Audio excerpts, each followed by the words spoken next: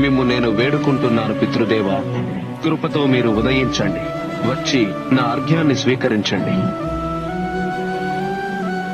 జీవిత సంఘర్షణలలో మీ పుత్రుని స్వయం నిర్ణయం తీసుకోనివ్వండి పితృదేవా. జీవితంలో ఏదో ఒక దశలో ప్రతి వ్యక్తి పితృరక్షణకు దూరం కావడం సహజమే. అప్పుడే వాని సామర్థ్యానికి నిజమైన పరీక్ష ఎదురవుతుంది. సృష్టి నవనిర్మాణం కోసం వృక్షం కూడా తన ఫలాల్ని త్యాగం చేస్తుంది. లోకానికి నా సామర్థ్యాన్ని పరీక్షించుకునే అవకాశాన్నివ్వండి పితృదేవా. నా గురించి ఎవరూ అనుకోరాదు.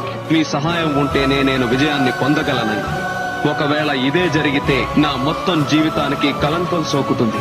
మీ ప్రకాశంలో నేను ఒక కిరణాన్ని పితృదేవా. కలంకంతో జీవించడం కంటే ఉత్తమమైనది ప్రతిష్టాత్మకమైన మృత్యువును వరించడం. మిమ్ము మరోసారి వేడుకుంటున్నాను పితృదేవా, కృపతో మీరు ఉదయించండి, వచ్చిన అర్ఘ్యాన్ని స్వీకరించండి.